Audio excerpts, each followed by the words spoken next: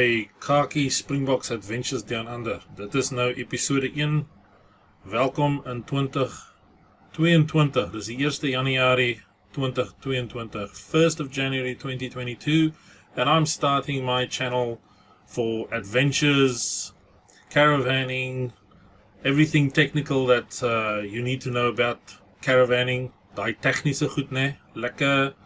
And of course, I am down under. I'm in Australia. So this is going to be to all the South Africans and even Australians here in Australia, camping, caravanning, wanting to know good things about good food, South African recipes, cooking potjies, smoking meat, four-wheel driving, technical stuff to fix on your caravan, nice beers as we go beer tasting around Australia as well, fishing, hiking, anything adventure that we are going to do. Who am I? Yeah, well, obviously by my accent, born in South Africa, so van Suid-Afrika, born in Joburg, groot geword in die Kaap, van Slaapstad, hallo Slaapstad. And yeah, so we're going to cover over a good few episodes in it up on YouTube, everything camping. Adventures Down Under. Lekker man.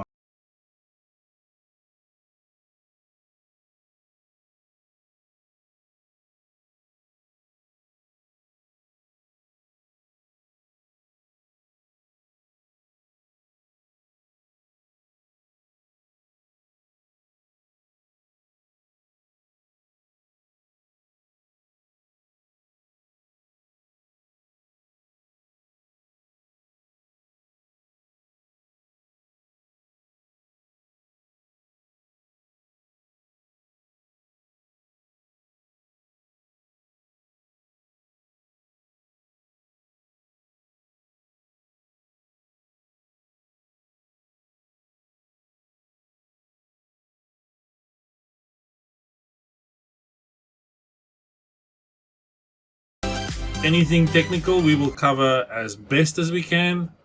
Some people say I'm good with my hands. Some people say maybe not. But one thing I do know is I try and do things on the cheap. So ek is maar hoe sê hulle, spaarsaam met my sente. So I save my money, and when I do something I try and research it, and I think everyone else in the camping world and it can learn from people, right? I've got a PhD in YouTube, so you know, if I research something, I really do go and research it. And just to add to that, I've got no sponsors for this show at the moment, but we will cover things that I think is good to know to stay in the outback, to go camping, some cheap adventure tips. We like going off-grid, so this is going to be about solar, batteries, allerlei lekker goeders in it, né? I love smoking food, so, you know, didn't start that too long ago in it, but it's so nice in it when you taste good food in it and it's done in a campfire or it's smoked or whatever the case may be. So, and of course when I'm smoking in it, I'm meaning I'm smoking meat. I don't actually smoke, okay, so no Durban poison. Alright, I live in Queensland, but no, I'm not involved with that.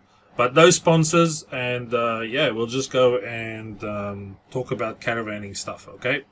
So, caravanning information could be about maintenance in caravans. It could be on tips in it of how to do things, you know, like solar, like I said, and how to do off-grid camping.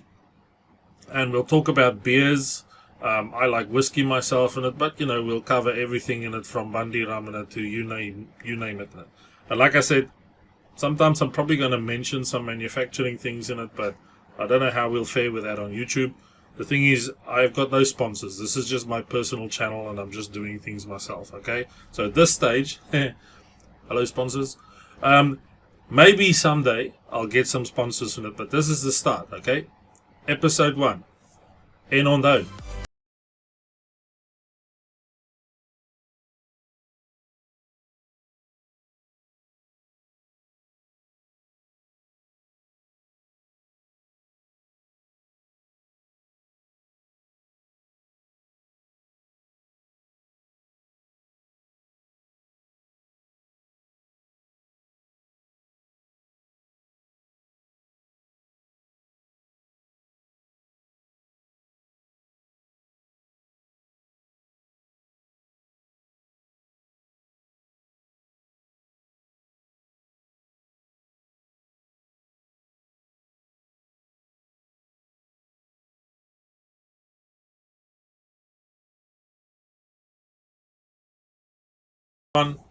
we decided to talk about the caravan first, okay? Because our adventure starts with our caravan.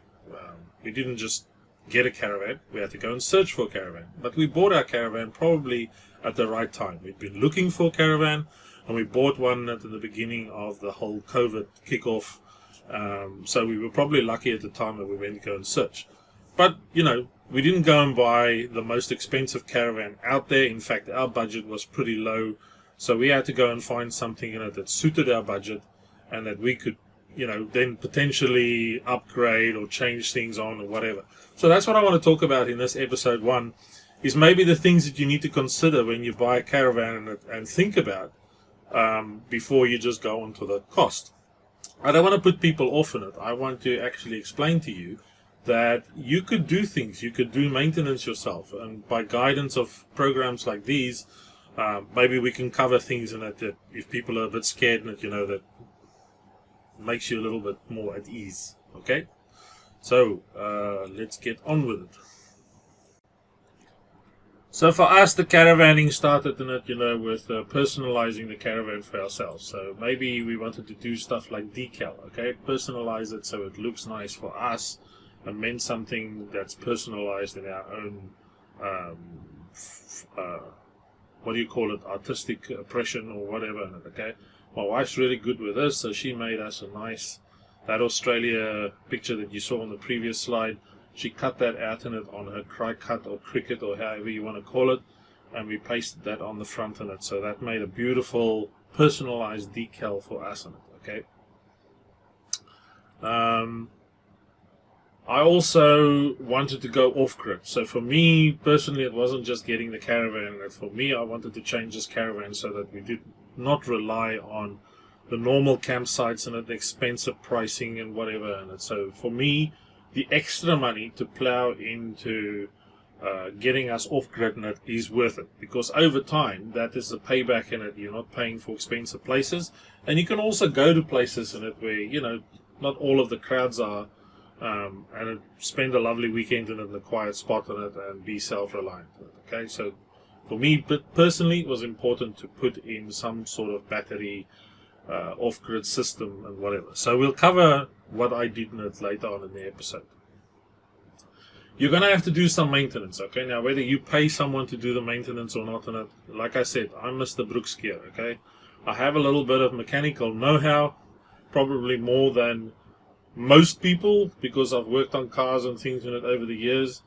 But, okay, so, you know, and I've got a nice big 2-ton trolley jack in it, so I jack up the caravan in it, and I take the wheel bearings out, and I check if they're okay, and I re-grease it, and I put it back, and I check the brakes, and I use the air compressor to clean out the brakes and things like that. Okay, so we'll show pictures, and we'll talk about those particular things in it as well, that you may need to know of. The next thing is awnings. Awnings in a caravan that is part and parcel of the caravan. You need to have it, okay? But then there's a few things that you need to consider. Take out extra insurance in it on the awnings in it, because it can get ripped. The weather in Queensland specifically can change very rapidly as well in storm seasons, okay? So if your awning get ripped, you want to have some peace of mind in it that you can get it replaced in it, because you do rely on the awning. The awning is the one thing that covers where you sit, and you're going to spend a lot of time in it outside of the caravan as well. That's why you're there, right, in Mother Nature. You're not sitting inside the caravan. So the awning is as important as the rest of the caravan, in my opinion. Now, ours was old. It's a bit worn. I've had a few struggles with the arms in it and extending it. So if you go and buy a caravan, and make sure that the awning actually works, okay? I've learned to live with what I've got. For my budget, okay? So our awning is luckily not torn. It's still, the canvas is still good, but it's the one of the arms in it that's not working as well as it maybe should. But like I said, we've learned to live with it. Okay, next thing, the gas. The gas sits in the front compartment. I wasn't necessarily happy with that in it, so I moved the gas out of it onto the A-frame in the front. And also because I wanted my off-grid electrics and the isolators and fuses and stuff in it to be inside that compartment. And you're not allowed to have that in it, of course, if the gas is in the front. The gas is obviously piped in it to the caravan so that you can use the internal stove. We do most of our cooking in it outside of the caravan, and I decided to take the gas in it and put it out on the A-frame in the front, so we'll talk about that later. Greasing, okay, grease wherever you can. Caravans do take a lot of beating in it on the dry, dusty roads and stuff on it. And for me, we don't have the drop-down legs in it like most modern caravans come with now. They're still the old windy ones. When I used to wind it down, stupid things. But we greased it, and the kids are now happy when they wind it down. Stop. Well, they don't come camping with us anymore. Really. But anyway, it's quiet for me now if I go and sit down there in it and I wind my little legs down. And now everybody in the campsite's probably going, wow, this guy's still got windy legs in it. But you do what your budget suits, okay? You can see in the front here that I've got the yellow ramp as well. We'll talk about ramps later in it. I bought an upgraded set of those as well in it, and that's because if you want to level off the caravan, you want to do it in an easy way. Specifically if you're doing it by yourself. We'll talk about the reasons why you'll be doing this by yourself, but they are things to consider. Okay, lights. When you're sitting out in the bush in it, you need some lighting in it. Okay, so I've come up with some really cheap way of getting my own outside lighting, and maybe some people are going to agree with me and some people are not going to agree with me, but whatever. I can show you how we can do some really cheap lighting and stuff in it that you can do and put on the outside. And then also upgrades in it in terms of our caravan is really old, okay, it's pre-2000, so like 1998 or something. And the nav lights in it were all broken. The Australian sun had taken their toll on them in it. They were leaking, they were rusty, they were no longer working, and I had to change the nav lights in it to LEDs. Okay, and so I decided that to cover in this episode as well that the LED lights in it that I put as navigation lights, and I think it was the best thing in it because this way the caravan's really visible in it when we go caravanning. Hey kids, fact or fiction? You get wobblies, they're the tiny ones, the kangaroos, the big hoppies, and there's also the dangaroos on the right hand side. Especially the saltwater dangaroos. They're really bad. So how did I know it's a dangaroo? I went to Australia Zoo and there on the gate was a sign that said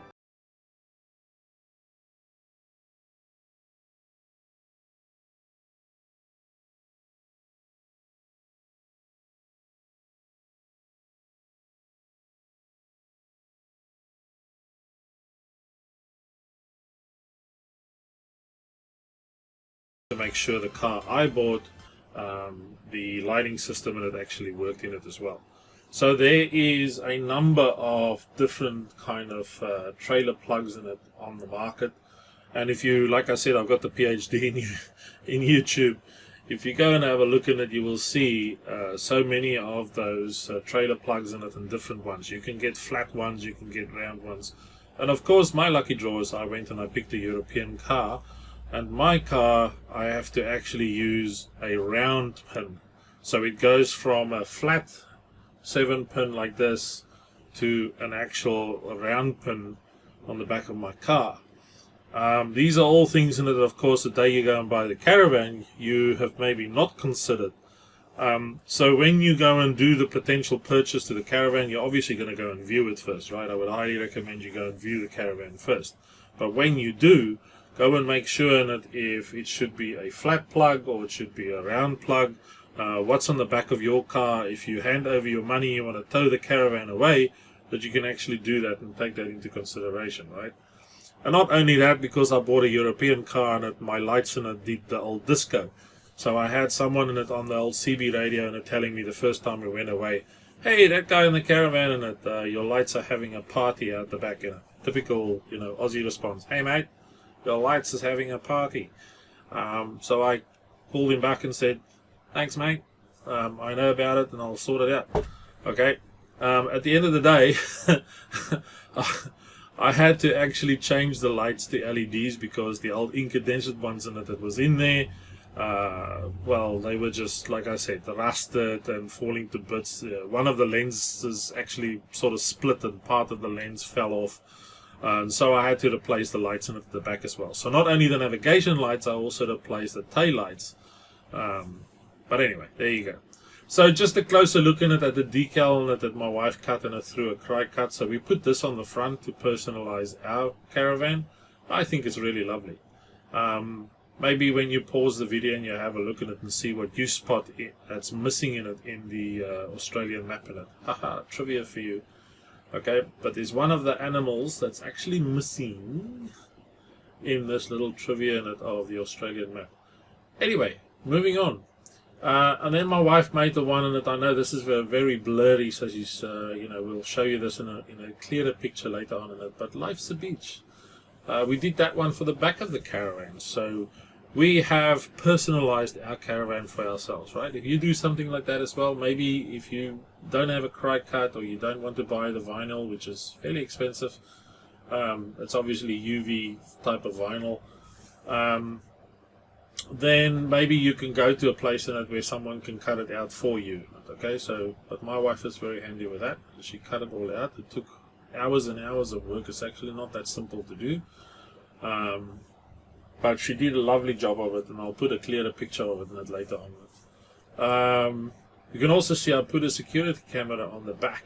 It's actually not just a security camera, but it's also the camera that I can view while we are driving in it, so I know what's the traffic behind me in it and sort of anticipate, people coming up too close behind me, or if we're on the motorway and we're stuck somewhere and, or whatever in traffic. And just awareness in it around you, and that other people in it are getting too close to the caravan, or you had to stop in a hurry in it. At least you can maybe do an avoidance or something if someone doesn't go to the back of the caravan. So for me, importantly, when I travel on the road in it, it's nice to have an extra screen in it in the front of the car where I monitor what's going on behind the caravan as we travel down the road. So we'll talk about that in the episodes as well.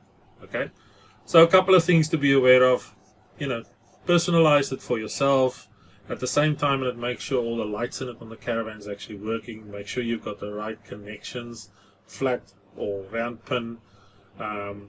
And if you have issues with the lights, we're going to talk about it somewhere along in the episode as well, when I talk about lights and the upgrades that I did for lights in it on the caravan itself. Okay, grounding is the important thing, but we'll mention that during that episode as well.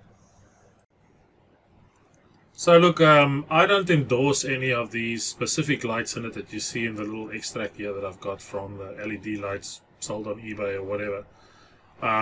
But I know that the LED ones in it are sealed, and so when I changed the old nav lights, which was leaking with rubber seals that have gone old and hard and broken and torn and water inside them and everything else, and the new LED lights in it are actually sealed.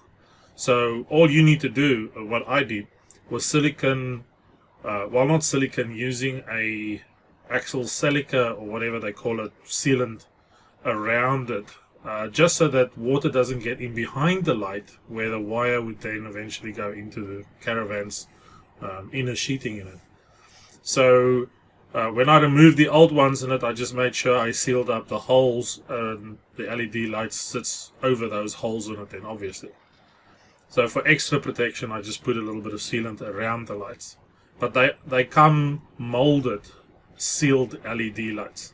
So I've got the amber ones, amber and red in it on the sides here. I got white ones on the front of the caravan, and I've got red ones in it on the back of the caravan. So amber on the sides, back and front. Front ones were white, and the back in it was red. They're different makes, but it doesn't really matter, right? All I know is now the nav lights actually worked, and when we bought the caravan it didn't. So the caravan's very visible at night now. Now, as I said, a lot dependent also on your car having the right towing capacity in it. And obviously I would recommend to everybody, make sure you've got a car in it that can tow really big caravans. A lot of folkies out there in it go and buy the biggest thing in it that they can afford, but they don't want to spend the money in it on upgrading their car. So the car's either hanging at the back, which is very, very risky because your front wheels are not braking as they should. If you hit water, that could be disastrous. So, you know, I think that you should always have anti-sway bars in it on the Caravan. But with new hitches in it, it also depends on it. There's sometimes some way in it that it stops it from swaying with the new types of hitches or whatever. I'm not really sure. To be honest with you, I've got the Heyman Re system. I can see what that does. It pushes the car on it onto the front wheels and the back wheels and levels it off, which means that when I brake, I have not just the braking of the Caravan. So I have 4 wheels in the Caravan. I have also the 4 wheels on the car. And everything is braking evenly in it when I have to stop. Plus my car has extra sport brakes on it. So I'm pretty confident that I can stop pretty quickly, even with a load. Okay?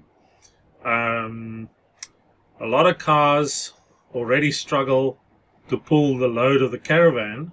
Then under emergency braking, and it might find themselves in a spot of trouble. So it's very important that the car is the correct car to draw the right size of Caravan that you've got and fit the anti-sway bars. The general rule for loading your Caravan, that would be for the goods in it to be either over the axle or to the front. Don't put stuff in the back because that's a proven disaster in it. There's plenty of YouTube videos that will show you what happens if your car starts, or your Caravan starts to sway on the road, because you've got loaded it in the back of the Caravan. It's disastrous. Also, we have a front fitted water tank, and so what we do is we put water into that tank in it when we go camping anyway, because we need the water. It's not necessarily that there's water there where we're going. So I put water in the tank in it, and you may say, well, yeah, but that's going to use extra fuel. The safety of it is in it is that the lower part of gravity in it in the Caravan is keeping the Caravan really stable.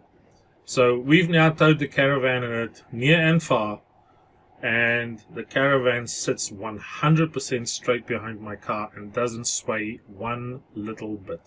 Not even if I have passed the biggest truck so far that I've come across in it on the road. So there's no sway from the Caravan. It obviously does help as well in that this is a pop top, so it sits lower behind the car, okay, than a normal height of a standard Caravan. I'm not going to talk about the pros and cons in it of pop tops versus full-size Caravans right now. They both have pros and cons. But for the time being in it, at least, I just want to say, for us, it works really well. We've got the right tow car, the right sway bar set up, knowing how to load the Caravan itself, plus the fact that it's a pop top and it sits lower, plus the water in the Caravan, plus knowing my tire pressures. So, all in all, we have the right setup. What I would also recommend in it highly is that you look at replacing maybe the jockey wheel that you have. I've seen really small jockey wheels. We had one that came with a Caravan as well, and it's just not up to the stuff that you want to pull the Caravan around. So this ratchet type, there's different makes in it on the market. But we bought this more heavy duty ratchet type jockey wheel, so that we can use the bar that you see in the front there, and that you can remove that bar, but you can stick the bar in it and then use the ratchet to even move the Caravan if you needed to by hand, right? So a heavy duty jockey wheel I would definitely recommend. So I'm not here to endorse any particular type of wiring diagram. Look on the internet, there's loads of wiring diagrams. Find the one that best suits your Caravan in Australia, okay? There is wiring diagrams from the US, so make sure you look at something that is applicable to Australia. But I generally found the following as the green is the right indicator, yellow is left indicator, brown is tail light, red is the brake light, and then as a combination they use the white, black or blue as a common, and you will see that on your 7-pin plug, what they've used on your particular case, okay? We have a heck of a lot more to talk about on it, but this is just the basics now. We've just talked about some things in the caravan that I think is important, and then we are now looking at towing mirrors on the car as well, because you pay for the caravan, you want to go and pick it up, but remember, you got to have some driving mirrors. It is a legal requirement, okay? You need to see past the caravan. You need to be clearly seeing the traffic behind you and the traffic literally behind the caravan. And I have no sponsors, but I'm going to say that on most of the caravan websites they recommend Malenko as the towing mirror. Everywhere I've looked, people are talking about Malenko. So I went out, I first bought the wrong ones as well. They were strap-on, didn't work on the profile of my mirrors. Luckily the shop took them back, so I exchanged them for Malenkos, the ones that you see on the top there on the left-hand side. And whilst the pictures and the diagrams here show most of them screwing the lights in it onto the top of your car mirror, I found that mine was better and more stable because of the profile of my car's mirrors, to have them on the bottom and not the top. And I've also seen on the caravan websites that a lot of people that fit them on the bottom rather than on the top. That's your preference, okay? But I think they seem to be more aerodynamic and it's sitting lower on my mirror. They seem to be more stable so they don't shake a lot. And touch wood, so far so good. Okay? It's